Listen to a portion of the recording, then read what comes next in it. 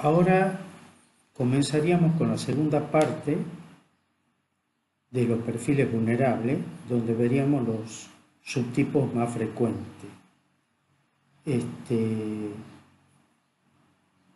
Habiendo aclarado que lo que vamos a hacer es tener una mirada más integradora para comprender que lo genético es no solo lo heredable, sino que tenemos que comprender que a nivel cerebral lo fenotípico, es decir, la estimulación de los contextos, también modifican genéticamente nuestras conductas y nuestras respuestas. Entonces, por ello la importancia de que formar es prevenir, porque en verdad estamos no enseñando hábitos, sino ayudando a modular redes neuronales. Y eso es por el fenómeno de neuroplasticidad. Por lo tanto, la persona paulatinamente va dejando de responder de forma no funcionales a determinados estímulos y va poco a poco acomodándose, replanteándose las conductas que tiene y deseando modificar las mismas. Entonces ese es el concepto del por qué vemos los perfiles vulnerables y cuáles son los objetivos de formar es prevenir.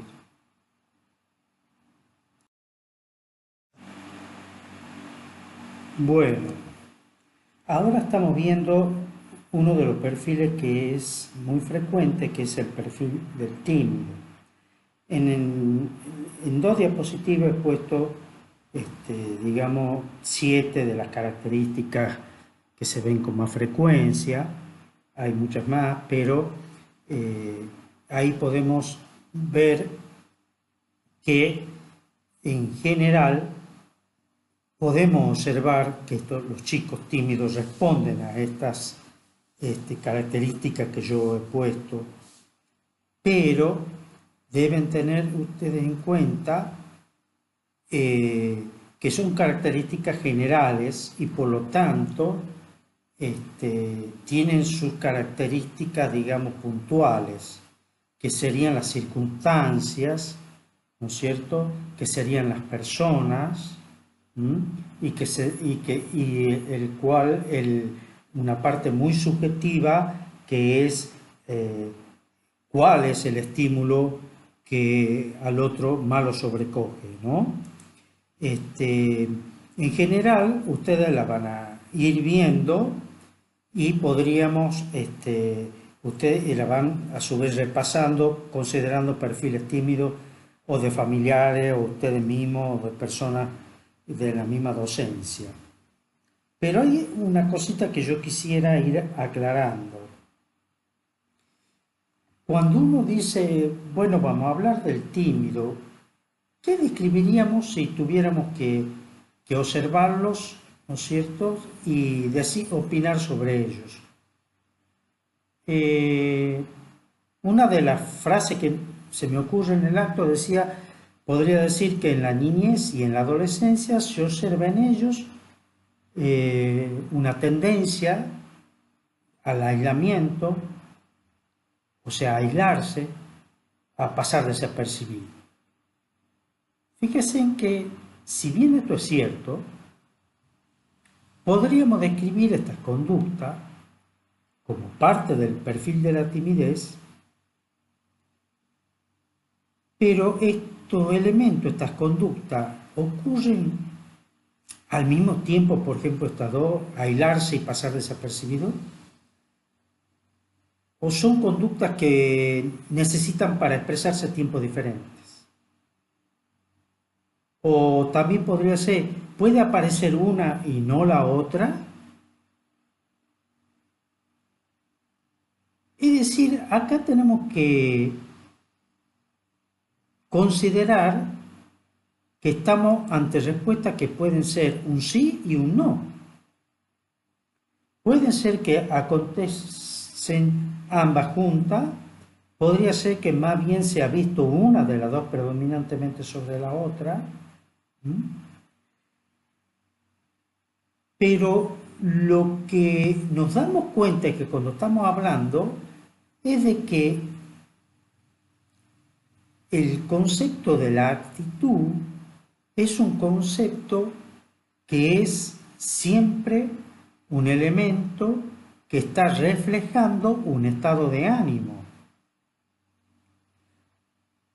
Entonces, si leemos acá que se sienten paralizados en situaciones sociales, o en clase o en los recreos, cuando son expuestos a chicos que no conocen, estamos viendo que un estado de ánimo frente a situaciones que para ellos son indudablemente difíciles de sobrellevar. Pero si viéramos tres tímidos al mismo tiempo, veríamos que esta tendencia a no interactuar o la falta de comunicación que vemos en el otro cuadradito de texto, o situaciones inusuales como que no esperaban y que de golpe alguien les pide o les solicita y sienten mucha vergüenza, no todos los tímidos van a responder ni con la misma actitud, ni con la misma vehemencia, ni con la misma intensidad. Entonces tenemos que darnos cuenta que a cada elemento de la timidez hay que acompañarlo con una mirada de la respuesta con la cual ese niño interactúa en el medio en que se lo está exponiendo.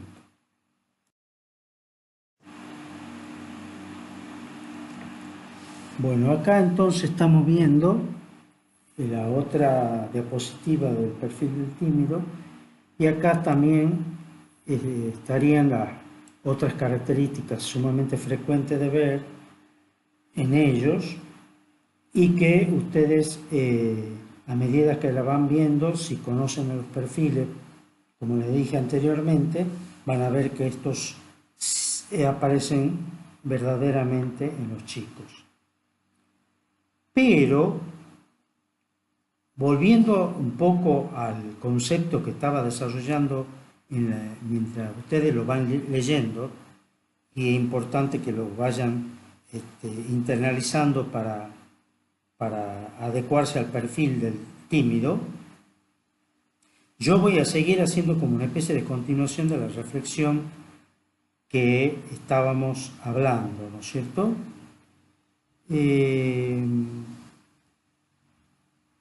Si sabemos que lo que estamos viendo es una respuesta a un estímulo, entonces sabemos que esto que es fenomenológico, esta conducta, estas actitudes, al mismo tiempo conocemos ya por la neurociencia que no existe un gesto, no existe una actitud o un pensamiento o una idea sin emociones previas.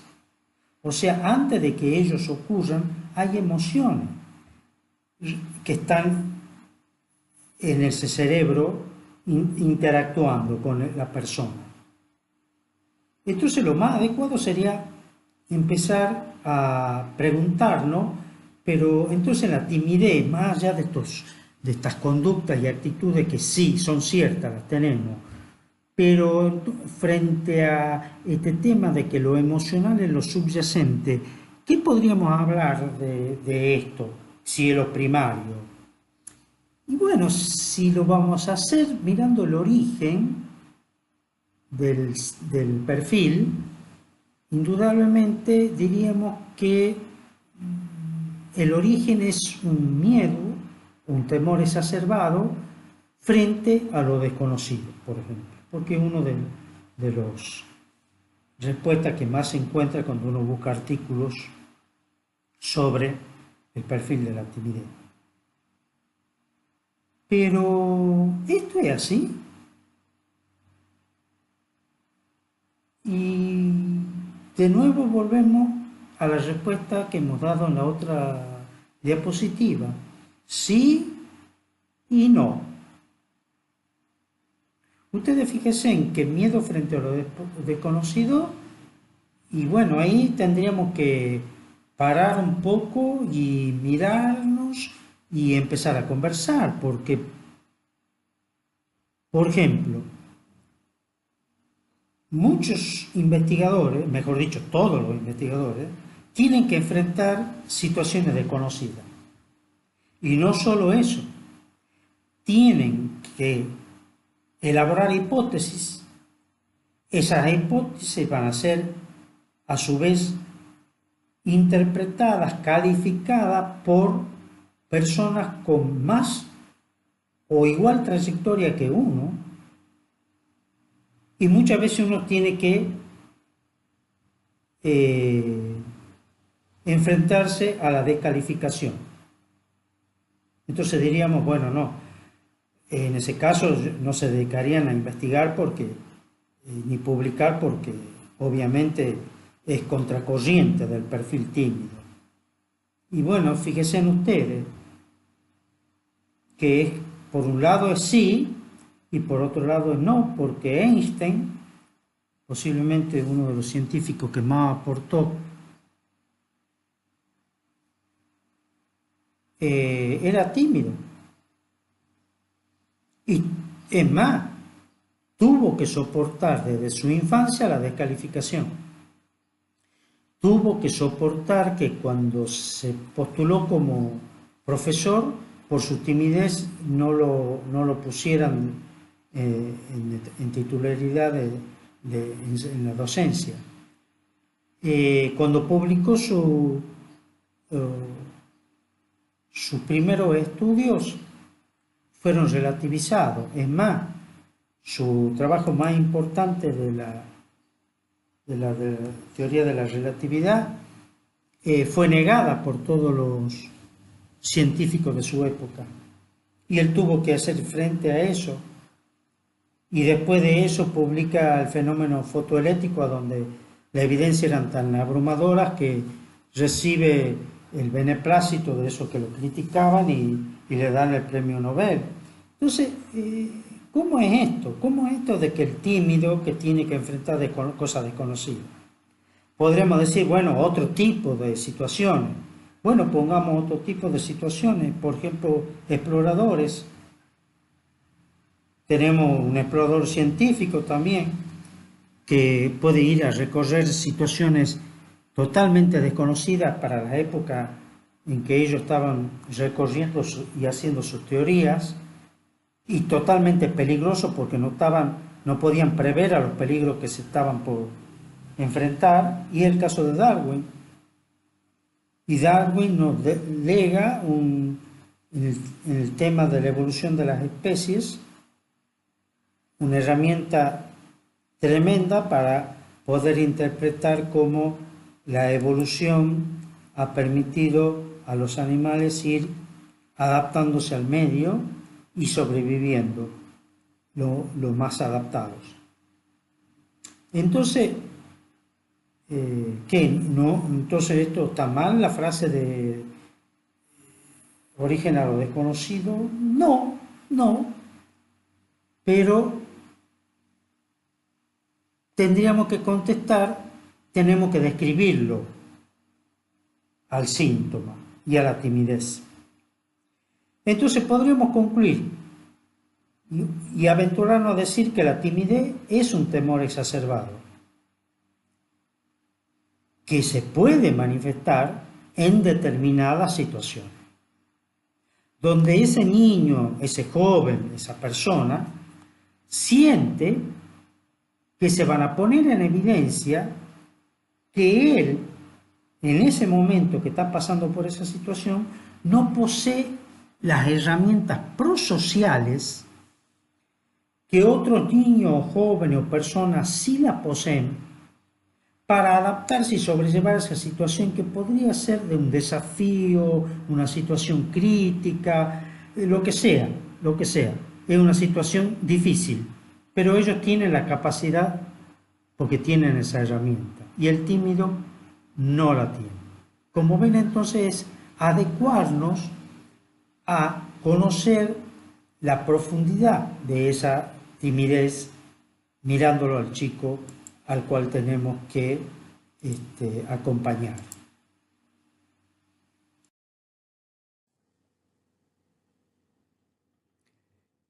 Bien, con el tema del perfil que estamos viendo ahora, que es el perfil melancólico, este, también es un perfil conocido por todos nosotros, ¿no es cierto? Que algunos llamamos también, eh, eh, es medio triste esta persona, tiene tendencia a la tristeza. El perfil melancólico obviamente es un perfil con una tendencia este, a irse a un mundo de fantasía.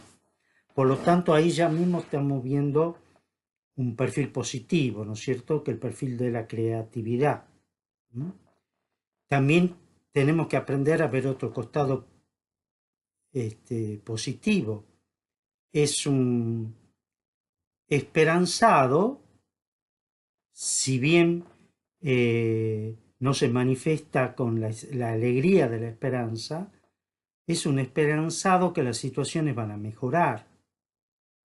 O sea, y desde ese núcleo nosotros tenemos que trabajarlo, porque es, digamos, la base con la cual tenemos para este, que no se haga realidad sus miedos a que lo peor que pueda suceda, ¿no es cierto? Porque es como que hacen eh, inconscientemente un boicot a desarrollar su potencial.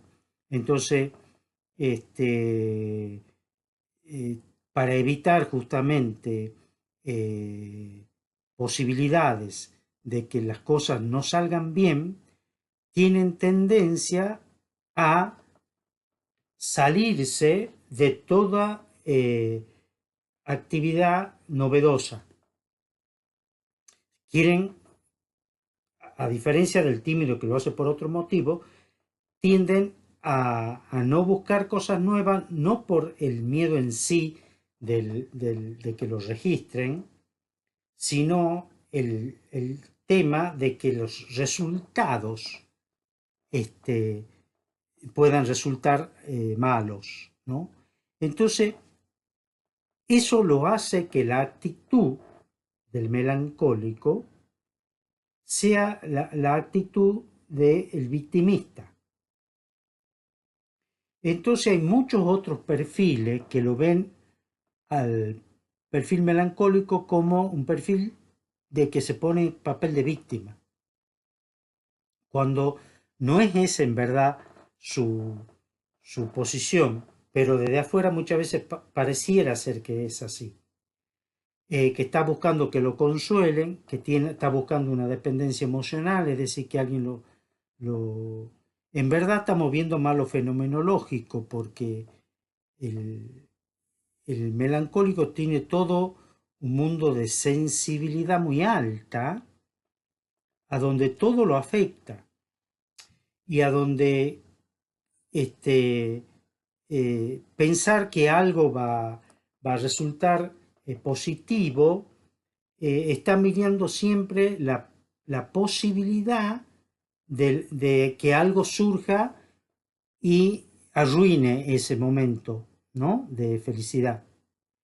Entonces, eh, cuando tiene que hacer actividades personales, no hay un chico al cual se lo vea disfrutar. Es decir, está encerrado en su casa y no, y está escribiendo, está dibujando, tiene tendencia a la poesía, tiene tendencia a refugiarse en historias con alguien que ha conocido, pero sin ninguna capacidad de a esa situación trabajarla en aras de un proyecto personal. Por ejemplo, una chiquita de su edad quizá hablaría con otra amiga de que le gusta tal chico y ambas harían de qué plan podrían hacer para que las amigas la acompañen a encararlo al chico con motivo de venderle una rifa, con motivo y esa chica acompañada con la otra sentiría la capacidad de afrontarlo, de invitarlo a una reunión, de invitarlo a algo. No, el melancólico no. Igual que el tímido va a rehuir esto, pero el melancólico lo hace porque la tendencia interior lo hace pensar que no es digno de sentirse feliz. Ese es un tema que el tímido no tiene. El tímido lo que tiene es miedo de afrontar a esa persona que le gusta, porque se va a poner colorado, porque no va a saber hablar, pero no porque él no merezca ser feliz, ¿no? En cambio, el perfil melancólico tiene un perfil de que por qué a él le pueden suceder cosas buenas. ¿Mm? Por eso el perfil melancólico tiene tanta tendencia a la poesía, tanta tendencia a escribir en un mundo donde todo puede suceder. ¿Mm? Tiene tendencia a la filosofía también, ¿no es cierto? Tiene, tiene tendencia al arte, porque en el arte puede refugiarse, sea la música, sea eh, aún el teatro, ¿no? Porque el perfil melancólico puede disfrazar su perfil con los, los otros personajes. El tema es que para disminuir su vulnerabilidad, el perfil melancólico es muy fácil de acercarse al alcohol. El alcohol es un antídoto para la tristeza, diríamos, ¿no? Por eso se lo menciona tanto en el tango a la bebida alcohólica, ¿no?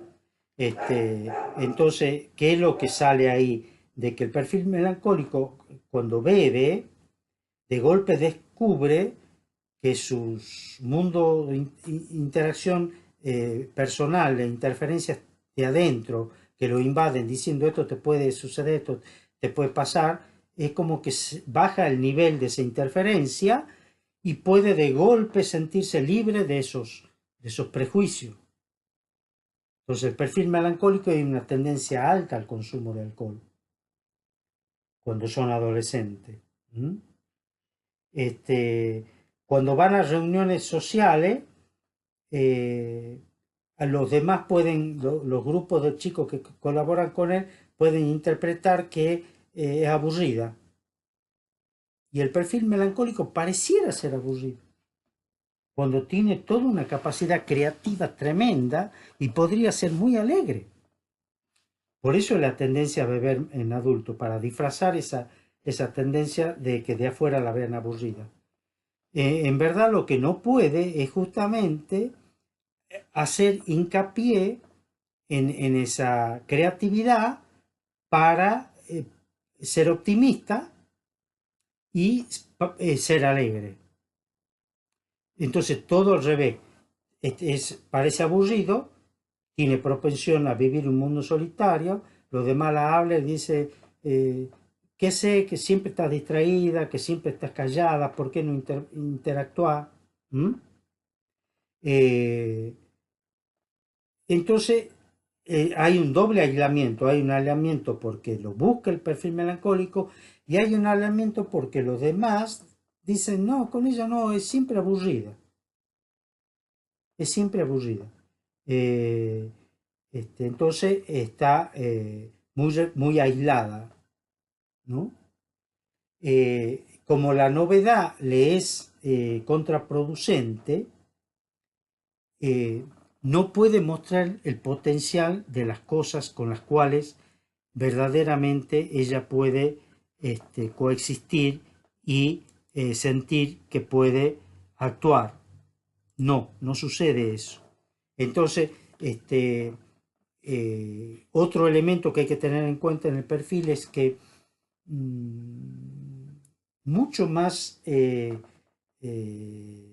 posible de trabajar y mucho más importante de trabajar que de la edad adolescente en la primera infancia para acompañarlo y reafirmar su yo, reafirmar su autoestima, buscar compañeritos como el tímido que lo acompañen, porque el tímido cuando está en grupo de chicos va a mostrar otra cara, que es la positividad, si es que la tiene como perfil.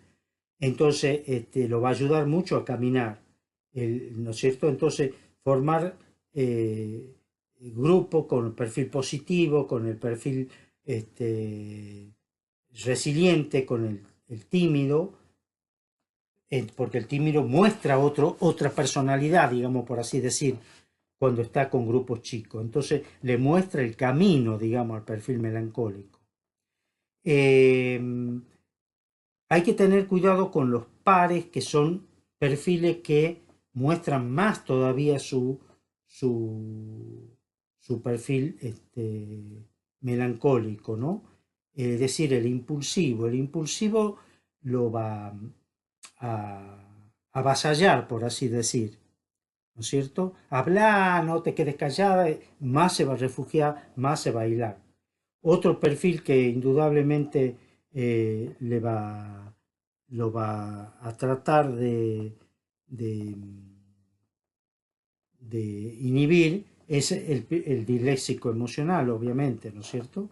El que no registra al otro, lo va a leer siempre mal y le va a molestar su silencio, ¿no? Es que vos siempre mirando, estás ahí, y lo ve como una persona que puede estar de alguna forma haciendo alianzas o coaliciones, entonces lo va a ver como una amenaza. ¿Mm?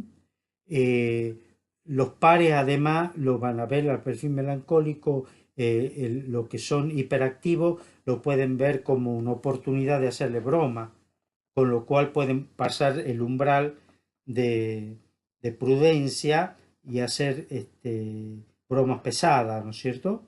Y agraviante, o por lo menos el perfil melancólico lo ve como agraviante, con lo cual se refugia mucho más en el aislamiento y empieza a tener tendencia a una, a una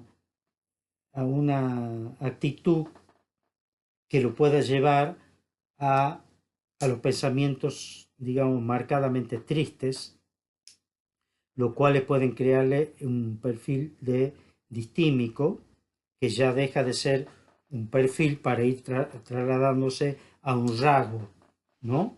A un rasgo de tristeza, que sería dentro de ese rasgo de tristeza ir encaminándose a una distimia, que ya sería un trastorno si lo dejamos evolucionar.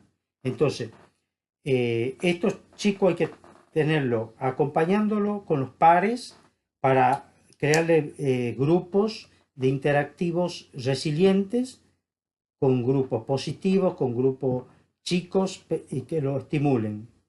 Hay que buscarle los perfiles resilientes que tenga para hacerlos referentes a través de esos perfiles que tenga.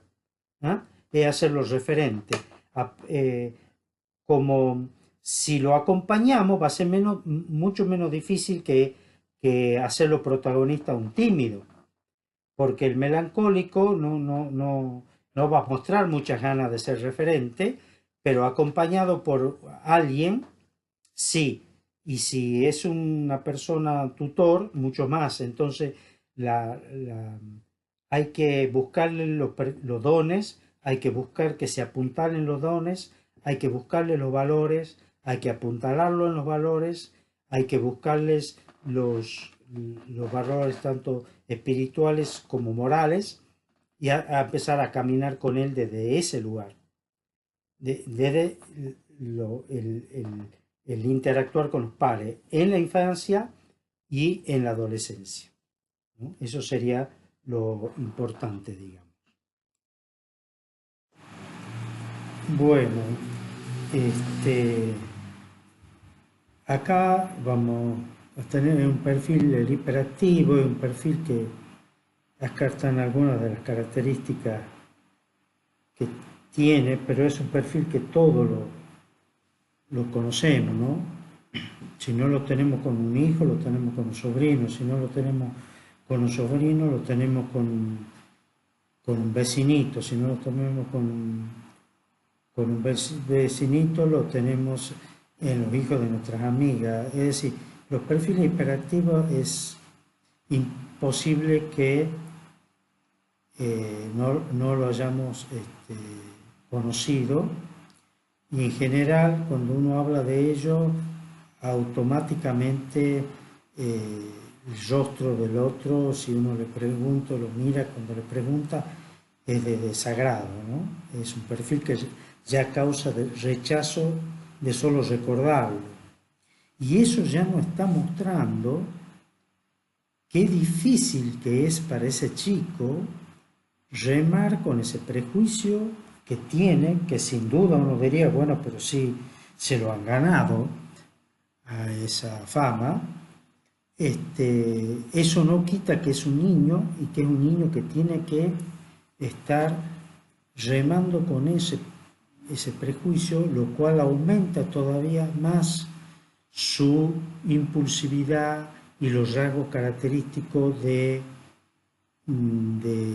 necesidad de ser registrado. Por eso es que todas las conductas que ellos tienen para estar en los lugares inadecuados, subiéndose a los lugares que no tienen que subirse,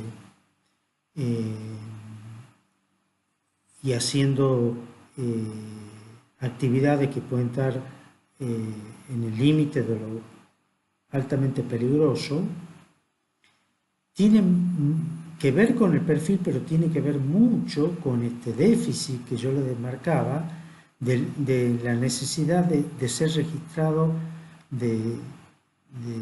ya que no puedo ser registrado desde el cómo soy, en mi interioridad, registrarme en lo que hago, ¿no? Aunque eso todavía exacerbe el prejuicio que tengo de que es una persona que no hay manera de controlar. Entonces se hace un círculo vicioso entre su hiperactividad y la respuesta de aquellos que están encargados de cuidarlo o de controlarlo. Es un verdadero desafío el hiperactivo tanto en la primaria como en la secundaria. Por ello es que es uno de los perfiles a los cuales más hay que trabajar y consensuar estrategias, ¿no? El problema de la atención que también tienen, que muchas veces se lo diagnostica por déficit de hiperactividad y déficit de atención e hiperactividad, es porque pueden coexistir los dos, pero es altamente positivo considerar que estemos frente a un solo perfil y no a dos, para no tener que hacer más compleja la situación. Un perfil hiperactivo, igual que un perfil impulsivo, son perfiles que tienen un déficit de atención secundario. Es decir,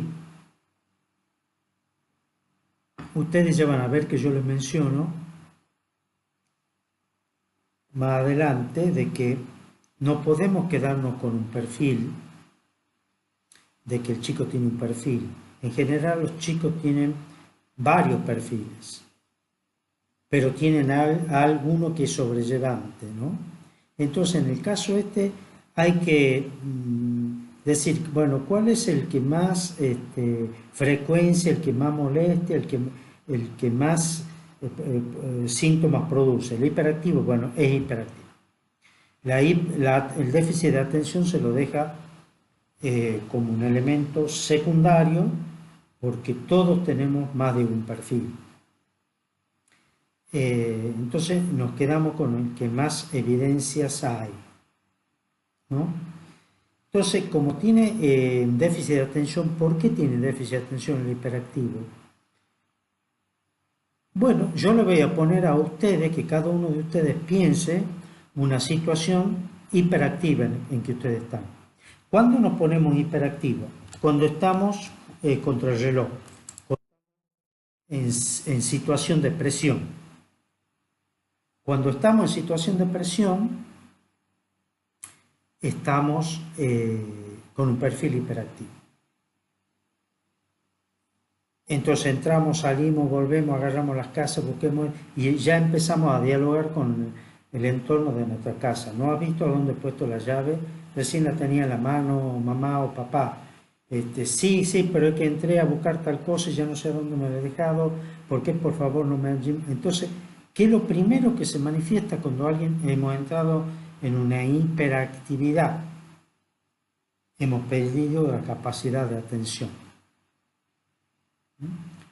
Justamente en el deporte, una de las cuestiones que más tiene que tener en cuenta un entrenador de un equipo es que el equipo no entre en un nivel de hiperactividad, que ocurre mucho en cualquier deporte, ustedes lo ven, y cómo uno se da cuenta por la rapidez con que equivocan la pelota, por la rapidez con que patean, por la rapidez, porque van contra los minutos y no quieren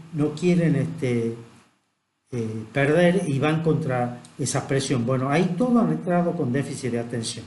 Y todos sabemos que cualquier función con déficit de atención es mala.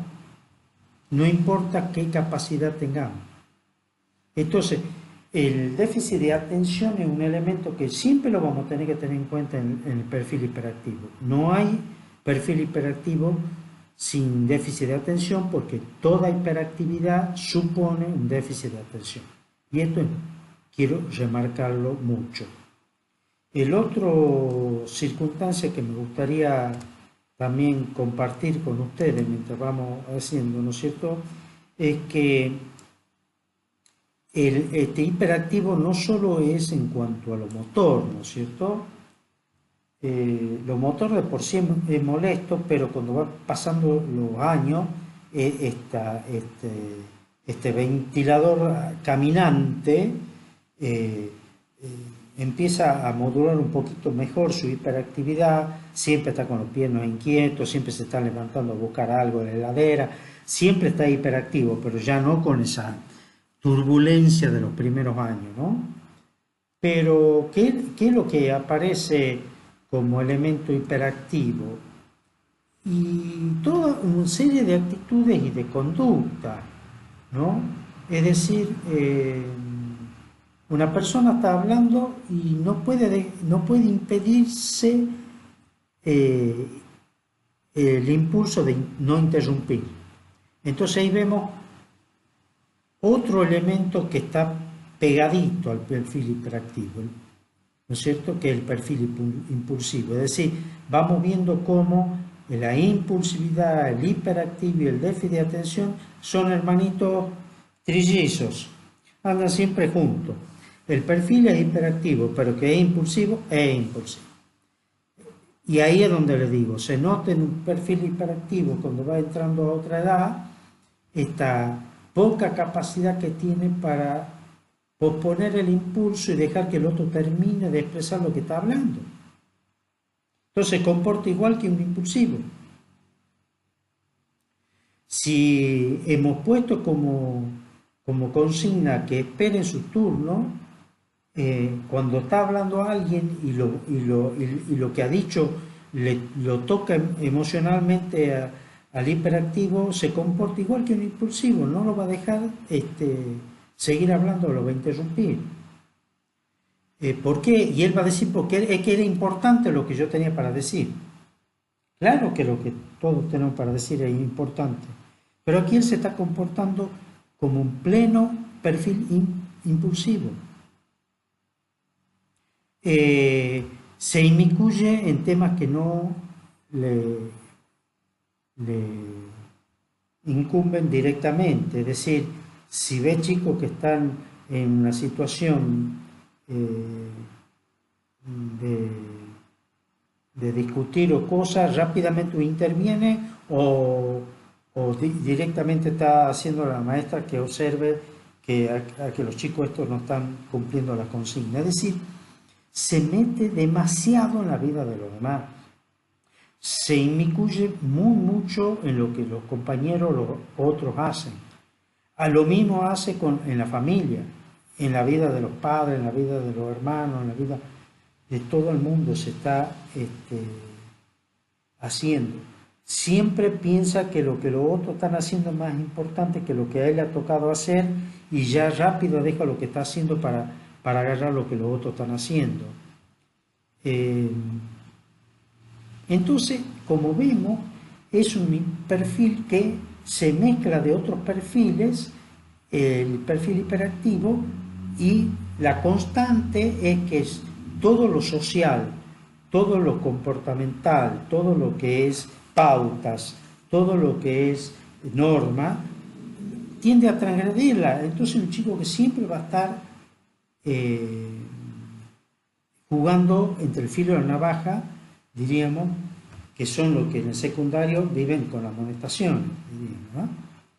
Entonces, estos son grandes perfiles de desafío, por eso aquí el BAG es tan importante aplicarlo y leerlo, porque el BAG da muchas herramientas para seguimiento, ¿no? Pero de todas formas, aparte del BAG, tenemos que nosotros ser creativos, considerar las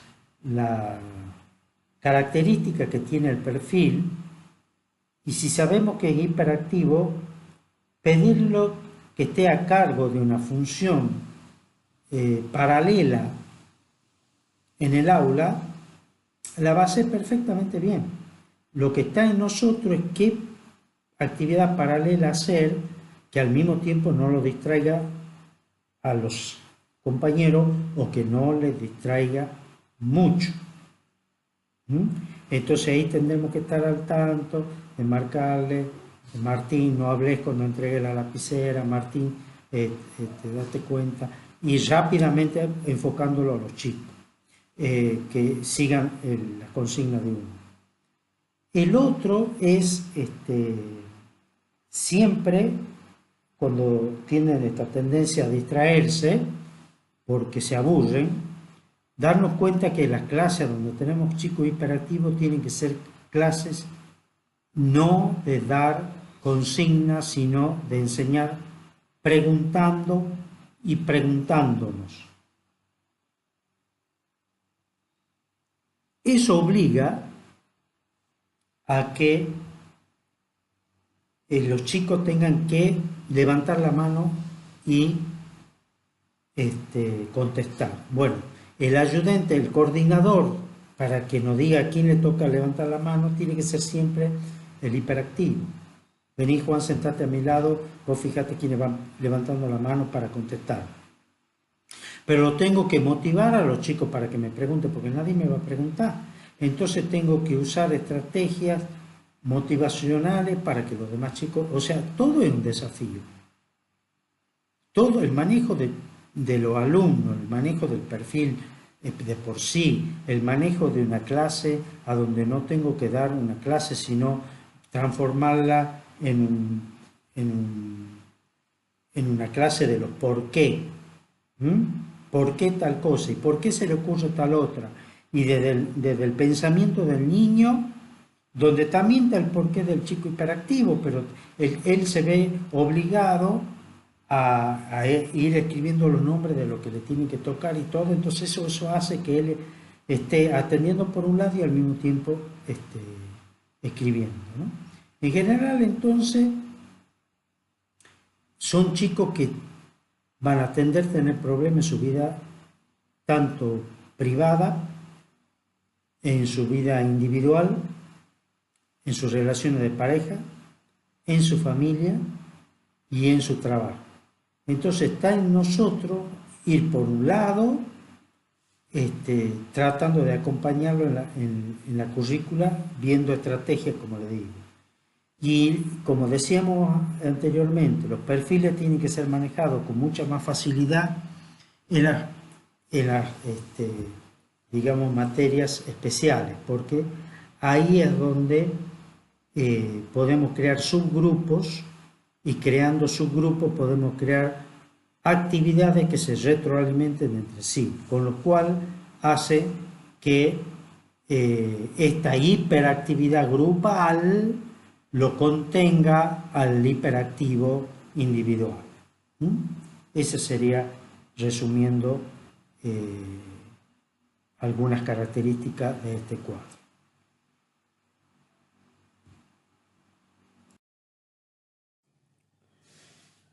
Bueno, este es otro de los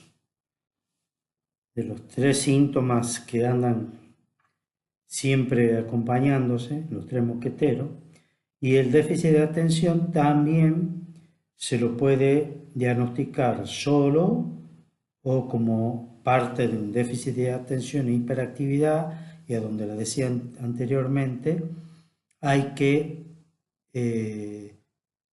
conversar con los diversos docentes, con el gabinete pedagógico, psicopedagógico, ayudarse quizás por el VAS y tomar la decisión si lo van a tomar como déficit de atención y secundariamente como hiperactivo o impulsivo o como un déficit de atención. Lo que siempre hay cosas que tenemos que tener en cuenta es que hay que salir de la tendencia que hemos tenido durante tantos años de que el diagnóstico de la atención parecería estar enfocado en el docente, que era quienes primeros tomaban contacto con la realidad del chico, ¿no? Tenemos que tratar de corrernos ahí y verlo como perfiles de vulnerabilidad y no como síntomas. El perfil de vulnerabilidad y el síntoma de déficit de atención tienen que ver con la frecuencia y con la intensidad y con, digamos, el grado de disfuncionalidad que se va generando a través del síntoma. Para, de acuerdo a eso, nosotros trabajarlo siempre como perfil, porque si no vamos de alguna forma vamos a incentivar a la familia a buscar neurológicamente en la neurología infantil, y vamos a encontrar que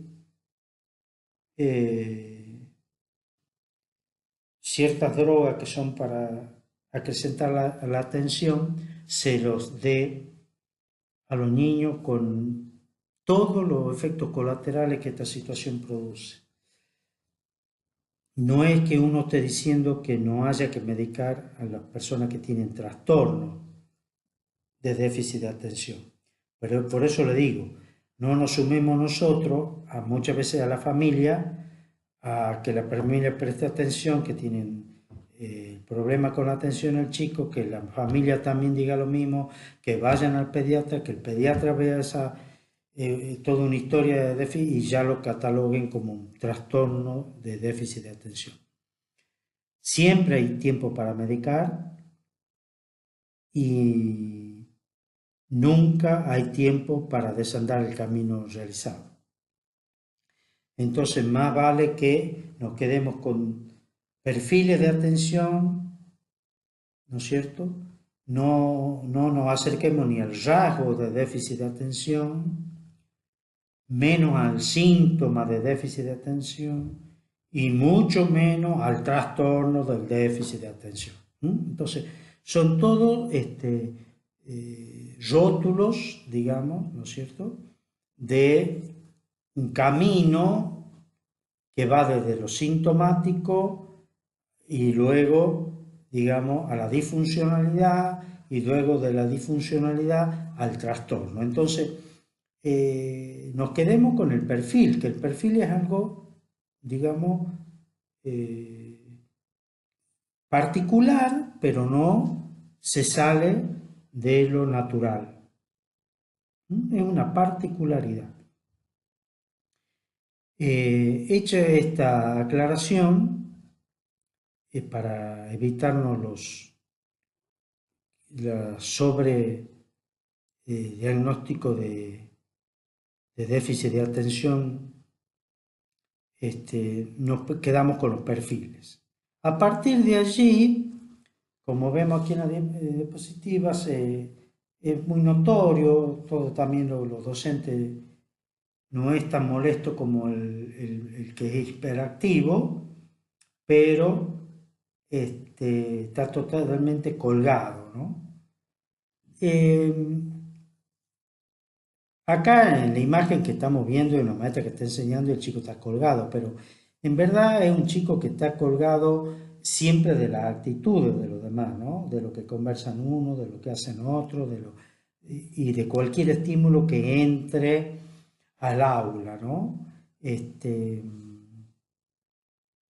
déficit de atención cada vez se está dando más en los jóvenes porque estamos viendo que los chicos cada vez más están, digamos, hiperactivados por estímulos, ¿no?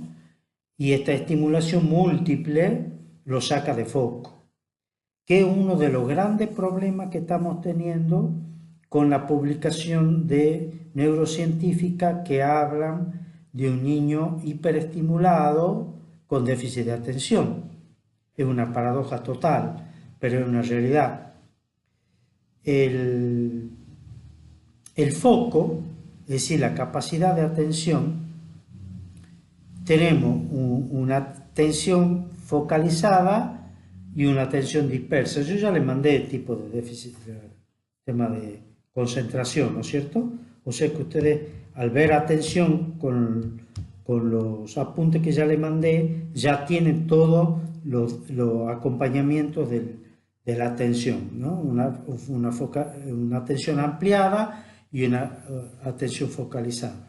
El tema es que se ha exacerbado la atención ampliada y ello nos quita capacidad de hacer las cosas extremadamente bien.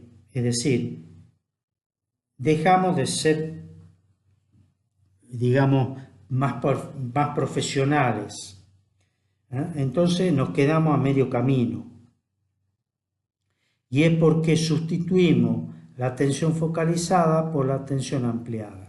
Entonces estamos escuchando música y estudiamos, estamos viendo un partido y estudiamos, etcétera, etcétera, etcétera. A donde uno más observa cómo estas funciones se pelean entre ellas en la visión periférica y la visión focalizada. Todos tenemos una visión focalizada y una visión periférica. La visión periférica es la que nos permite salvar nuestra vida, porque si una moto viene y estamos bajando de la vereda, si la tenemos la visión ampliada, ¿no es cierto?, en juego, va a permitir que el movimiento de la sombra que vemos, no vemos algo con una gran nitidez, vemos como una especie de sombra que se nos aproxima y pegamos un salto hacia atrás y eso nos salva la vida, porque lo que hemos visto es un movimiento de una moto que ingresó al campo visual, pero no con las células que ven nitidez, sino con las células que ven movimiento. Lo mismo nos pasa al manejar. Si vamos conversando o si vamos súper concentrados en un pajarito que está en el pavimento, no vamos a ver una moto que se nos aproxima, quizá de contramano, pero se viene de contramano y lo hubiéramos visto con la visión periférica. No la vemos con la visión periférica porque hemos estado viendo un pajarito que está en el pavimento. Entonces tenemos que acostumbrarnos a usar los dos. Bueno, aquí es lo mismo. La atención focalizada y la atención ampliada. Hay otro tipo de, de focalización, pero eso lo dejo para que ustedes lo vean en los apuntes. No podemos estar hablando de todas ellas porque ocuparía todo el tiempo de la presentación. Pero les pido que vayan y lo lean. Y de ahí se van a dar cuenta cuántas variables hay de déficit de atención correspondiente con los diferentes tipos de atención que hay. Y para el uso justamente de qué estrategia usar, bueno, primera son la capacidad que mencionábamos antes, la capacidad de preguntar y no enseñar, la capacidad de enseñar preguntando, la capacidad de crear en la materia el libro de los por qué, la capacidad de motivar con cosas totalmente salidas de la currícula, cosas que los chicos se aprendan, se sorprendan, participen. Entonces, salir de la monotonía. La clave es salir de la monotonía. Hay materia que les va a costar más, pero yo les mostré videos de un profesor de matemática que podríamos clasificar como una de las materias aburridas, y ustedes fíjense en que en ese video de acompañando el cuaderno de un maestro, que no me acuerdo el título bien, ese es un profesor de matemática y, y es brillante enseñando y produciendo atención desde los niños más chicos. Entonces ahí es cuando tomamos conciencia de que todos tenemos la capacidad de poner, crear alternativas cuando enseñamos aún las materias duras. ¿Ah?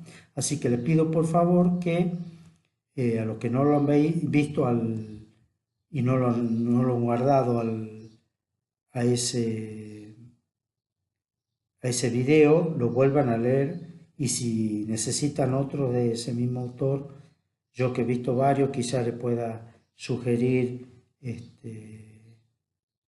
aunque todos los de él son buenos, ¿no?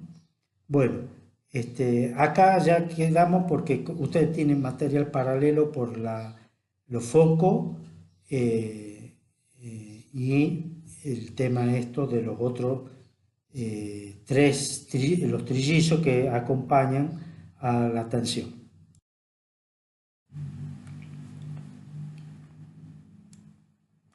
En esta diapositiva uso el audio nada más que para enmarcar que no se olviden lo que hemos hablado de los apuntes de focos, de la capacidad de atención, y lo vuelcan como reverso, como herramientas para trabajar el déficit de atención. Y por otro lado, no se olviden que el déficit de atención tiene este tipo de paradoja, ¿no? Porque es uno de los motivos por los cuales se deja de estudiar, y generalmente nos encontramos con chicos que con alto nivel de inteligencia, aunque sabemos que la inteligencia en verdad la que más eficiente es la que estamos tratando ahora a través de los otros parámetros de formación, pero chicos con un nivel de coeficiente alto de inteligencia que abandonan sus estudios. Y es justamente porque el tener inteligencia hace generalmente que no los estimule seguir el ritmo del docente, y por otro lado que la rutina de por sí lo aburre. Entonces la rutina lo aburre, el ritmo les parece lento, hay estímulos continuos que él percibe y los otros ya han bloqueado, porque él lo que tiene es una poca capacidad para bloquear las interferencias.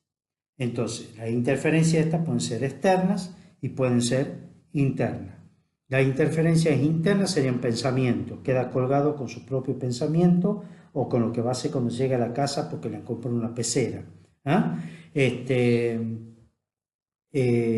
O son interferencias externas, que hay chicos que están haciendo una cosa, la otra, un pajarito que está y lo puede ver en el árbol y ya se quedó colgado, o tiene un déficit de atención asociado a una timidez, y la timidez es creativo, y el tímido al ser creativo ya está fantaseando en su mundo de fantasía y se ha metido en el déficit de atención. O sea, hay muchos perfiles, como lo decía, que coexisten, o sea, está en nosotros ir sacando el déficit de atención secundario del déficit de atención primario, ¿no?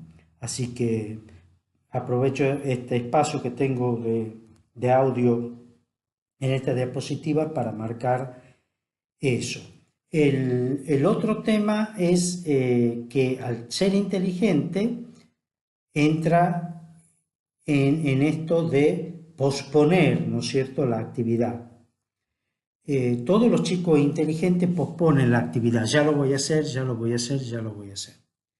Posponen la actividad a tal punto que luego se acostumbran a jugar con la presión del reloj en contra, ¿no? Entonces posponen estudio hasta que ya el tiempo ya directamente les juega en contra. Entonces volvemos a lo que decíamos anteriormente en el otro video. Empezamos a disminuir la capacidad del foco, porque el foco ya no va a la lupa, directamente va al foco y nada más, es decir, estudio nada más que para aprobar. Y nos perdemos mentes maravillosas de los chicos que rendirían 100% más porque su déficit de atención está exacerbado por jugar contra el reloj. Entonces, todos esos elementos hay que tenerlos en cuenta.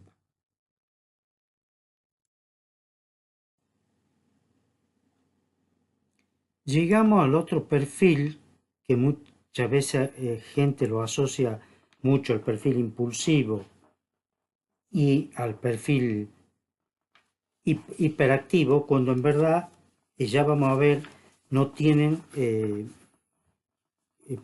casi nada en común, fuera de algunas cuestiones, digamos, conductuales y actitudinales.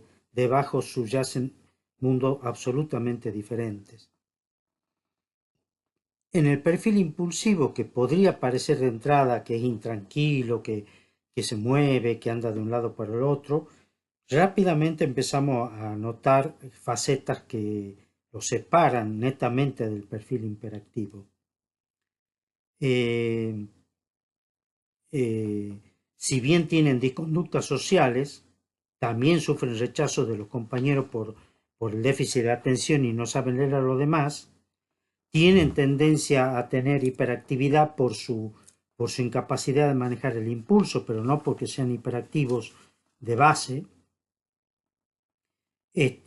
Tienen otro elemento que también los lleva a ser sumamente confundido con el hiperactivo, que es buscar situaciones de riesgo.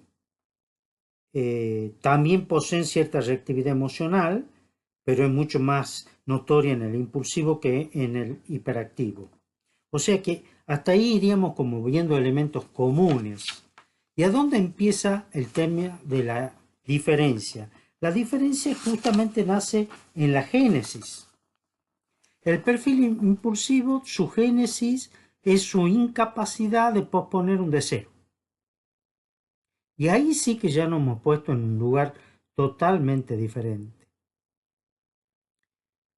El tema del impulsivo entonces nace en la incapacidad de posponer un deseo, lo cual nos lleva a la apetencia, ¿Mm? Y por otro lado nos lleva a la carencia. Ambos son generadores de deseos y obviamente de impulsos. Otra característica del perfil impulsivo es que es, digamos, el deseo, una de las emociones que rápidamente llegan a la amígdala, por lo tanto es junto con el miedo y el enojo, la tercera perfil que tiene la tercera emoción más rápida para llegar a llegar hasta la amígdala cerebral y de ahí anclar en el tálamo para tomar el timón ya de la nave.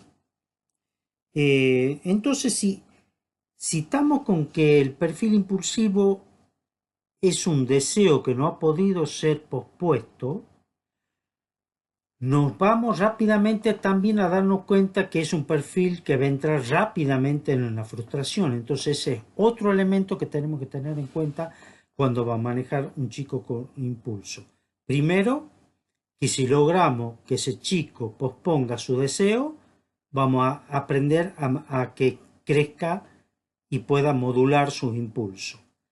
El otro elemento que es si logramos que pueda lograr ir modulando su frustración, vamos a lograr que vaya creciendo, o sea, rápidamente ya tenemos dos herramientas muy importantes para manejar el perfil impulsivo. Hacer práctica de posponer el deseo y hacer prácticas, ¿no es cierto?, para elaborar la frustración. Fíjense en ustedes, ya tenemos las dos herramientas básicas. Pero veamos un poquitito más el trasfondo, ¿no? El trasfondo del impulsivo, el posponer el deseo. Sabemos por definición, ¿no es cierto?, que el deseo se puede, como decíamos antes, relacionar con la apetencia. Por lo tanto, ya nos vamos viendo que es un perfil que tiene un talón de Aquiles muy grande, que es la apetencia.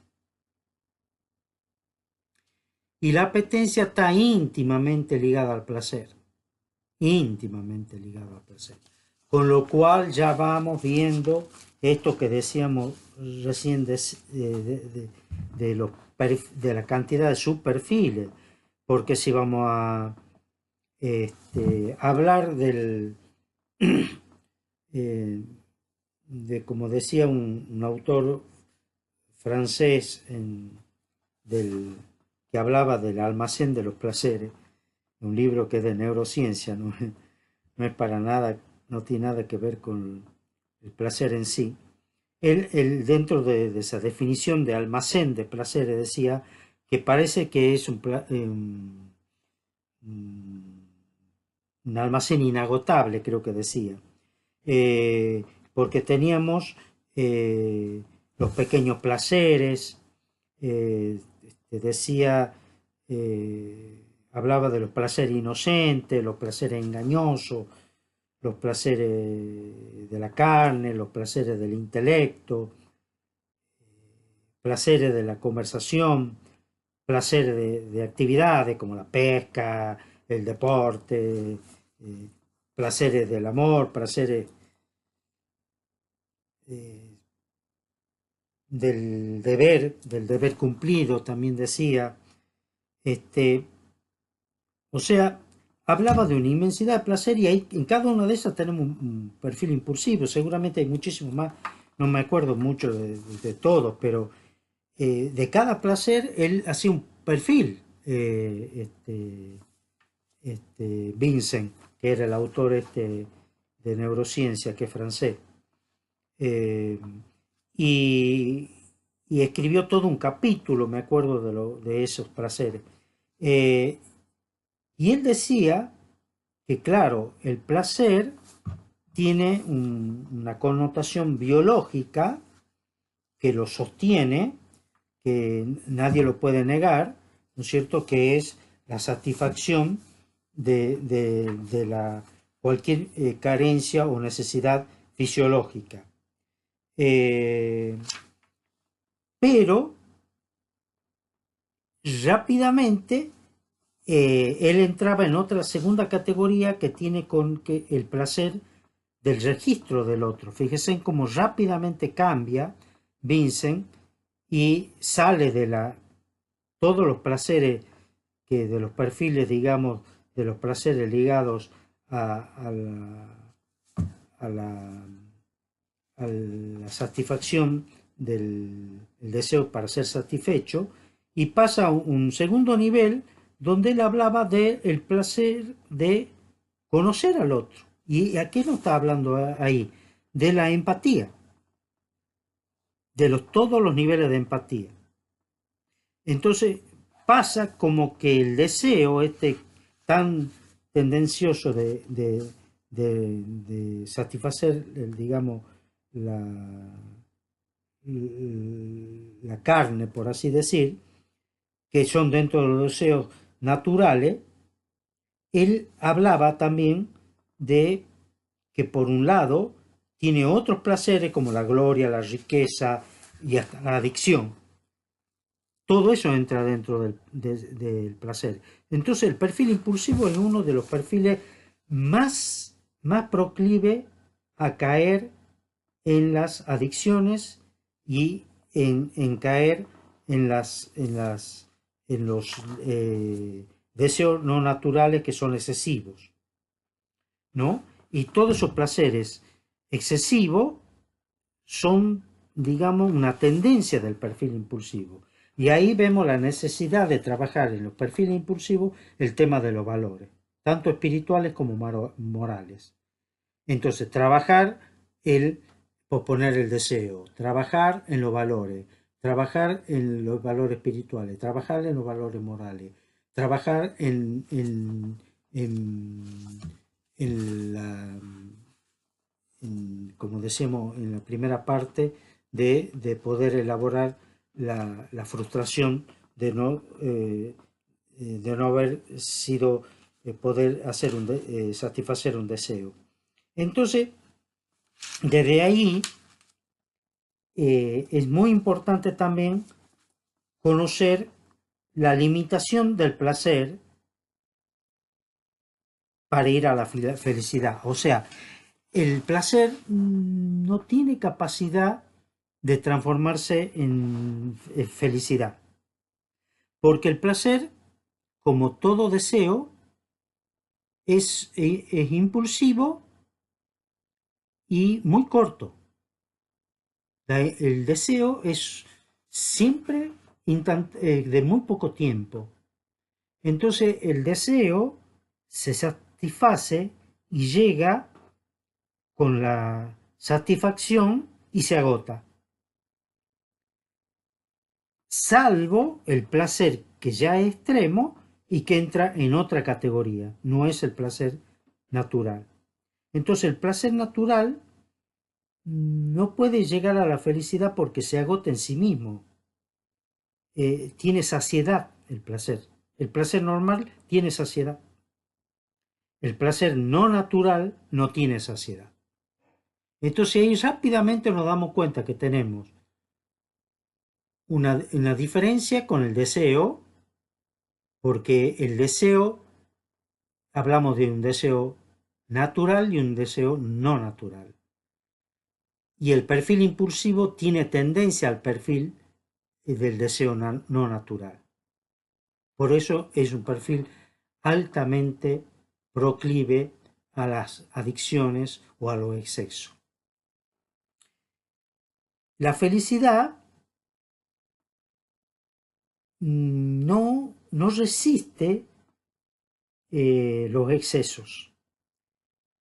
El exceso y la felicidad son enemigos tremendos, son enemigos de la existencia, no pueden coexistir juntos. La felicidad justamente es en sí mismo la capacidad de modular el deseo, la conducta, la actitud. La felicidad, diríamos que tiene la capacidad de darle significado a la vida porque justamente eh, tiene la capacidad de vivir el instante encontrándole un significado a la vida. Eh, entonces, desde ese lugar, la felicidad, ¿cuál es la clave de la felicidad? La alegría. Y la alegría no tiene nada que ver con el placer. El placer no natural, ¿no? El placer natural sí, pero el placer no natural no tiene nada que ver con la alegría. Eh, Justamente, fíjense en ustedes el contrasentido. Las personas psicópatas tienen placer en hacer sufrir. En cambio, la, la alegría no, no puede convivir con la maldad. La alegría no puede convivir con el sufrimiento del otro. La alegría no puede convivir con un pensamiento ni una actitud que dañe en otro. La alegría es el camino hacia la felicidad. El placer no. El placer se agota en sí mismo cuando ha sido saciado. El placer bueno. Y el placer malo, el peligro, porque cada exceso puede producir una enfermedad. Y cada placer no modulado es un riesgo, o sea que el perfil impulsivo es posiblemente uno de los perfiles más vulnerables de todos y quizás el más vulnerable.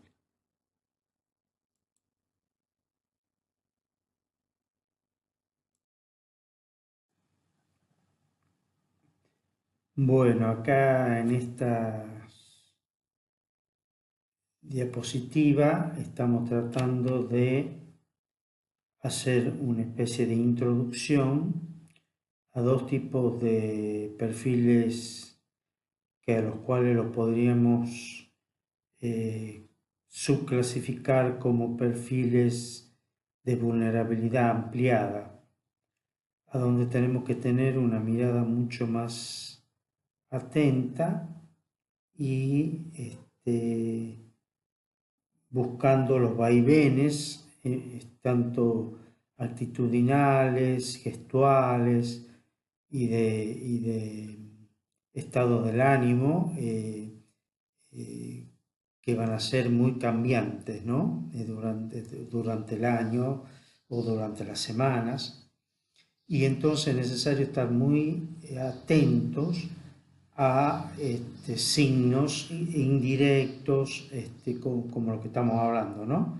El caminar, la manera de comportarse, el cambio de conducta en cuanto al saludo, en cuanto a, a lo anímico, la interacción, si bien es escasa, pero si se aíslan más de lo que se podría estar aislado. Eh, en uno de ellos, de estos dos perfiles, hay una posibilidad de empatía más lograda, de empatía sintónica, que es la que tenemos que tener, más lograda que con el otro perfil que es más tendiente al mutismo, ¿no?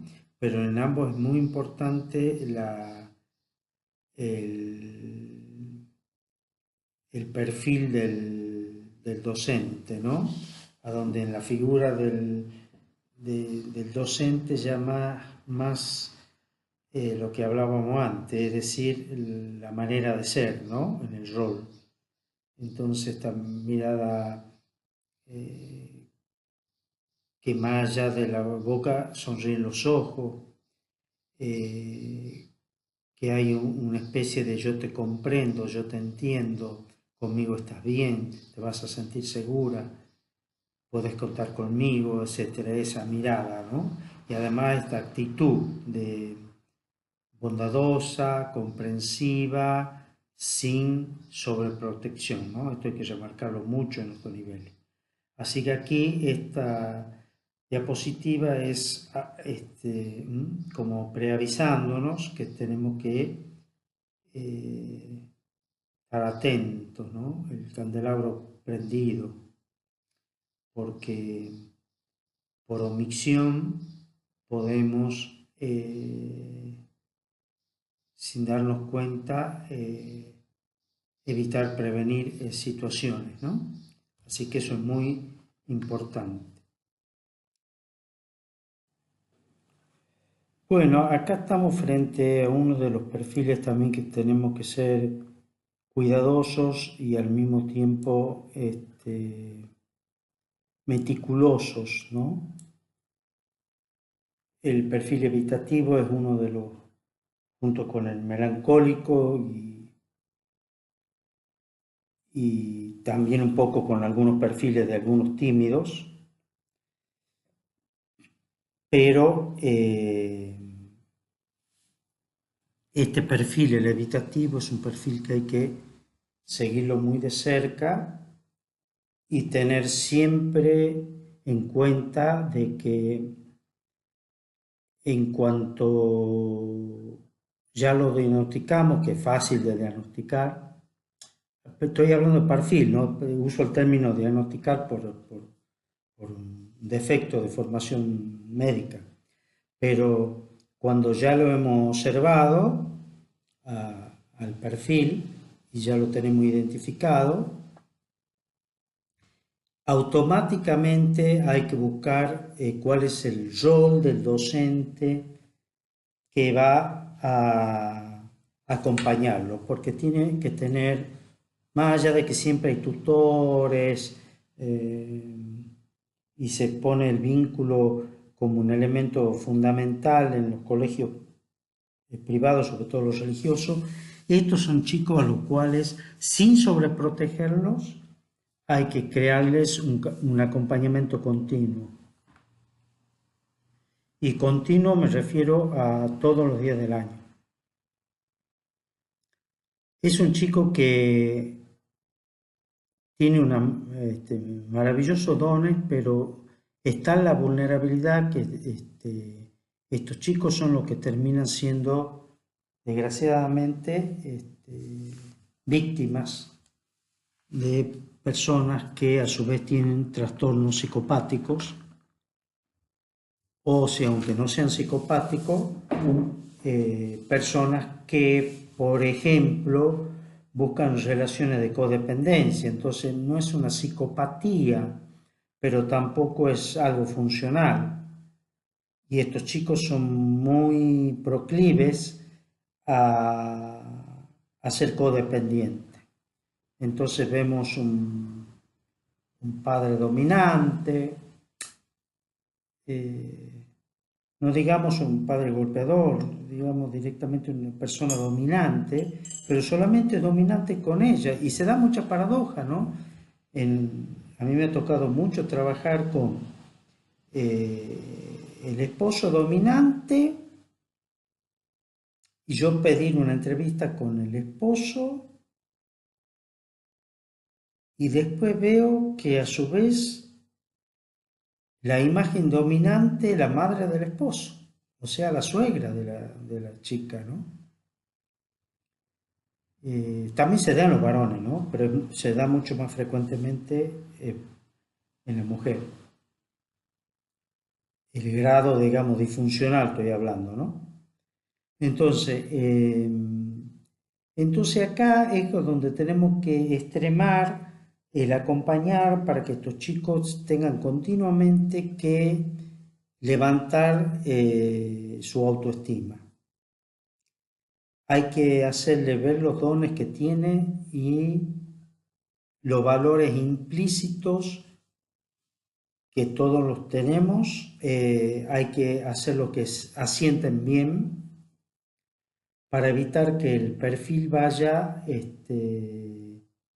trastocando valores, trastocando la autoestima, Desgraciadamente sería ideal poder decir que ustedes lo pueden diagnosticar a tiempo, ¿no? Ustedes ya hacen un diagnóstico tardío, desgraciadamente. Lo que podrían hacer un diagnóstico precoz son los pediatras, pero no están formados. No están formados porque a todo lo que sería salud mental lo dejan para el neurólogo. El neurólogo a su vez no le interesa el perfil evitativo porque el neurólogo está buscando síntomas. Entonces el perfil evitativo no lo va a diagnosticar. Entonces no lo va a ver el neurólogo, no lo va a ver el pediatra porque no está formado y nos quedaría una niñera que a su vez tuviera un rol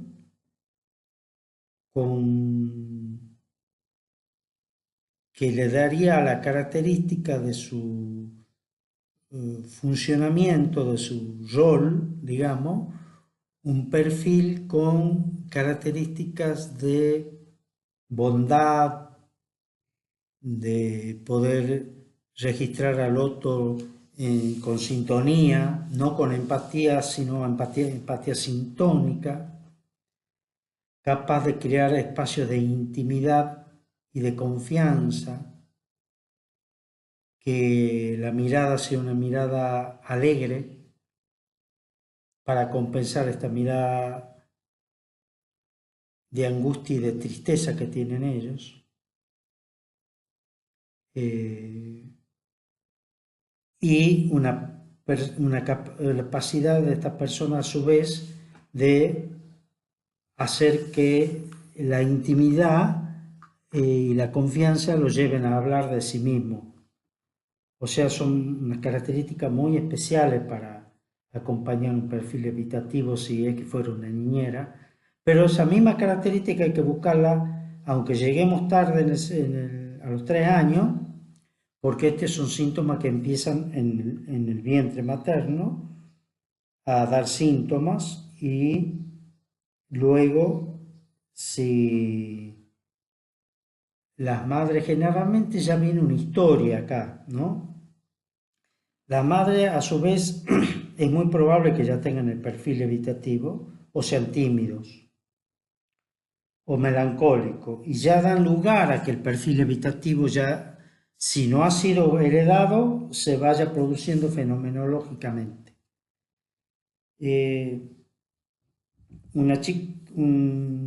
Los chicos que tienen perfil evitativo tienen una hipersensibilidad a lo que sucede a su alrededor.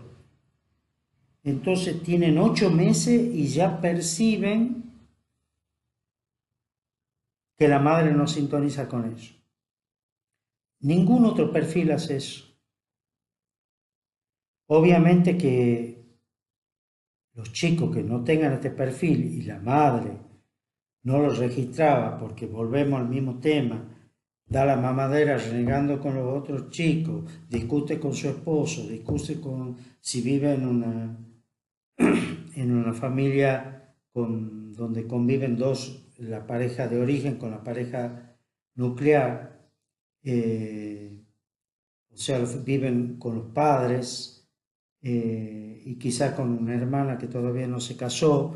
Bueno, todo eso hace que todas esas discusiones, esas interactividades, desde el embarazo el chiquito tienda a saltar en el vientre, pero no como vimos en el Evangelio de saltar de alegría, saltan desde la angustia, saltan del miedo, saltan desde el temor, porque no nos olvidemos que los estímulos que van con la adrenalina despiertan temor en el feto. Entonces ya vamos a tener un chico temeroso, ¿no es cierto? Que puede ser un tímido y va a ser un temeroso, tímido y evitativo. Entonces, pueden darse muchos perfiles cuando nacen, pero si además tiende a ser un perfil evitativo, el que más se va a notar es el perfil evitativo. Si los chiquitos cuando nacen notan la disintonía con la madre o con cualquier familiar, va a rehuir el contacto y cada vez más va a tender a no mirar a los ojos. Todas las personas que tienen tendencia a no mirar a los ojos tienen un poco de perfil interactivo. Es posible que el medio le haya facilitado el salir de ese perfil evitativo porque encontró personas que compensaron, que sintonizaban con ellos, que lo acompañaban. Entonces, no se nota mucho el perfil evitativo, solo el hecho de que están mirando hacia adelante y no a la persona con la cual están hablando. Hoy en día, muchas personas evitan el enriquecerse con el contacto con los otros, y no porque sean evitativos, sino porque se han vuelto evitativos. No miran. Con no mirar, rehuyen el estar en contacto. Cuando uno rehuye el estar en contacto, entra en otros estímulos, ¿no? Y ahí es cuando vemos como gente que se conecta en internet con otra persona y está respondiendo los mensajes de la otra persona y a su vez nos contesta a nosotros. Es un perfil evitativo, no genético, es un perfil evitativo fenomenológico, es decir, del contexto. Se ha vuelto evitativa la persona y son las personas que después, teniendo todo bien en la casa, buscan cosas afuera de la casa, ¿no? De aburrido nomás. Entonces de golpe empezamos a tener problemas de la pareja porque en la casa estamos aburridos, pues internet más entretenido. Y ese es un perfil evitativo, secundario, pero es un perfil evitativo. Es muchísimo lo que podemos hablar del perfil evitativo, solo quisiera marcar determinadas cosas. Son chicos que pueden ser abusados, pueden ser maltratados, pueden ser llevados a niveles patológicos, de relaciones patológicas. Entonces es un chico al cual lo tenemos que cuidar como una perla porque necesitamos que todo ser humano sabemos que necesita ser cuidado, y más un niño, pero estos niños deben ser no sobreprotegidos, ¿no? Nada que ver, tienen que ser acompañados, pero acompañados desde el afecto, acompañados del cariño, desde la sintonía, desde no la compasión, porque no es ese el rol. No tenemos que ser compasivos, tenemos que ser sintónicos. Entonces, ese grado de sintonía, con alegría, hacerlos que manifiesten la capacidad de la alegría, que sus ojos vuelvan a brillar, que vuelvan a principio que lo hagan en intimidad y confianza, pero después, como el tímido, salgan de ese aislamiento y empiezan a ser como el tímido, que hacen 2 amiguitos, 3 amiguitos, y ahí el evitativo descubre un mundo, donde él puede ser él. Tienen una gran capacidad de expresarse a través del arte, entonces todo lo que es arte tiene que ser incentivado. Todo lo que es arte tiene que ser muy incentivado. Al dibujo, a la música, a la oratoria, todas las artes, todas. Son chicos a los que hay que incentivarlos a que practiquen artes. No se olviden del tema del lenguaje. El lenguaje Hoy en día se ha descubierto hace pocos años que no tampoco desde el punto de vista de la patología. Ya en el Alzheimer hace muchísimos años que se dice que aprender otras lenguas era una muy buena herramienta para evitar el avance de esta enfermedad. Pero después han ido apareciendo otras cosas con el tema de aprender lenguas. Y el perfil evitativo es uno de los que entran prioritariamente aquí. Son chicos que hay que entrar desde pequeño en las otras lenguas. Y promover que los padres enseñen lenguas a los chicos, ¿no? Entonces estos chicos cuando tienen la capacidad de estudiar lenguas, la base que del cerebro nuestro tiene redes muy útiles. Los redes de los valores es muy útil. Por eso es tan importante enseñar valores desde la primera infancia, porque ya está la red hecha. La otra red que ya está hecha y que se va a podar si no la estimulamos es la de las lenguas. Si estimulamos las lenguas, le damos, junto con la de los valores, y junto obviamente a la espiritualidad, una gran base de cimiento a la capacidad emocional y a la capacidad introspectiva de los niños. Los niños, mientras más lengua tienen, más lengua aprenden, más capacidad de preguntarse tienen. Y mientras más capacidad de preguntarse tienen, más crecimiento emocional y espiritual tienen. O sea que hoy está íntimamente relacionado la capacidad del lenguaje, la espiritualidad, los valores con el crecimiento emocional y espiritual en las edades adultas. Y obviamente con la memoria. Mientras más base tenemos abajo, más base sustentable tenemos arriba en la corteza. Entonces eso hace que alteraciones de la memoria sean mucho más fáciles de acompañar hasta edades de la tercera edad a la ancianidad ya, sin que un Alzheimer lleve al deterioro que nos tiene acostumbrado, ¿no? Bueno, entonces muchas pilas para acompañar al perfil evitativo.